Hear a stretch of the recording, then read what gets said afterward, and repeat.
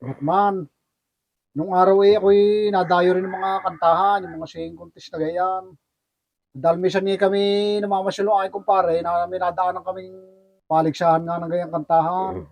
Mm. Ay ngayon di ayaw ko naman sumali. Sabi ng aking kumpare, sali na ikaw at baka tayo mananalo din may premyo. Hindi ako naipalista nga. Sabi siya, bahala na kung anong ating kakantahin diyan. Doon sa laban na yon, ang kuha ng judges kung alin ang pinakamaraming tatayo, yun ang mananalo. Ay tatlo kaming maglalaban-laban. Yung unang kumanta, di kabuses ni Martin Rivera, kung ganda ng buses, malagaw.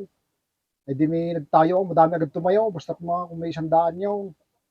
Sabi ko, talo na yata ako din. Sumunod yung babae naman. Parang si Regine Velasquez din ang buses. Kung kumakanta na sa kalagitnaan na yung tatayo din ng mga tao, basta may mga 150 ang tumayaw. Dami rin. Ako, parang talo na yata ako din. Hindi ngayon yung ako nang kumanta, dadalawang words pala, kinakanta ko lahat mong natiri nagtayo ng lahat. Wala na natira nakaupo. Wala na natira nakaupo. Kagaling naman ho ninyo. Ano gawin dalawa words ninyo kinanta? Di sabi ko bayang magiliw. Ay, magtatayo nga lahat.